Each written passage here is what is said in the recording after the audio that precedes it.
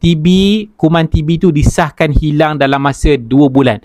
Siapa yang tak risau kalau kena TB?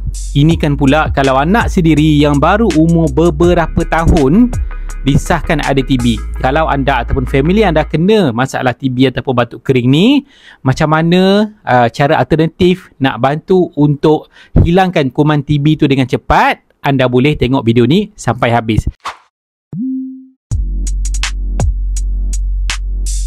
Jadi saya Min Kamarudin daripada channel Ultimate Vitamin. Dalam channel ni saya nak share perkongsian tentang kisah sebenar yang berlaku kepada salah seorang pelanggan saya yang mengamalkan produk kesihatan dan tahap kesihatan dia naik dan alhamdulillah TB, kuman TB tu disahkan hilang dalam masa 2 bulan.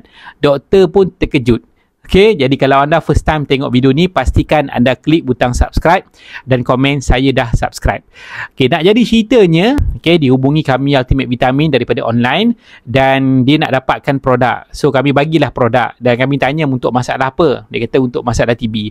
Jadi sepanjang apa yang kami belajar, apa yang kami buat, alhamdulillah banyak testimoni, dia memang baguslah untuk meningkatkan kesihatan, okay, mereka-mereka yang ada TB dan secara langsung ataupun tak langsung membantu untuk cepat-cepat hilangkan kuman TB tu.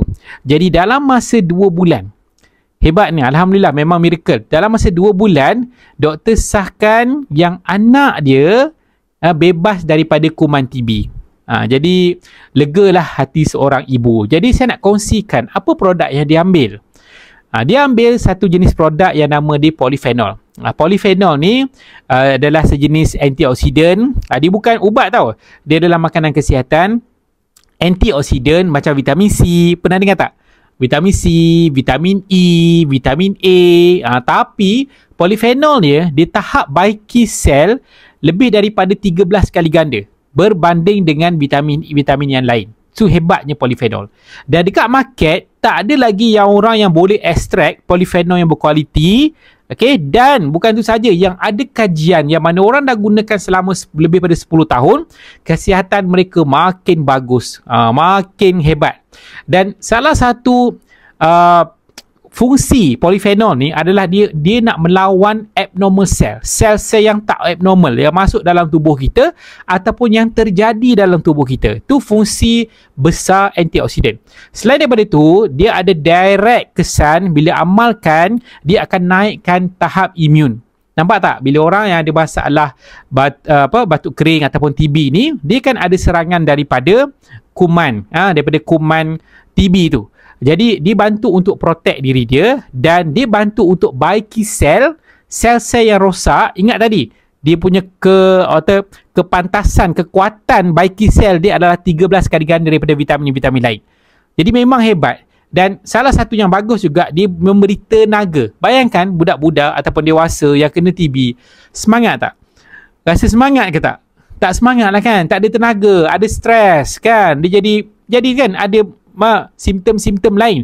So bila dia ambil resveratrol ataupun polyphenol ni, dia bagi banyak kerja untuk kepada tubuh. Dia buat banyak kerja, bukan dibagi banyak kerja, dibuat banyak kerja.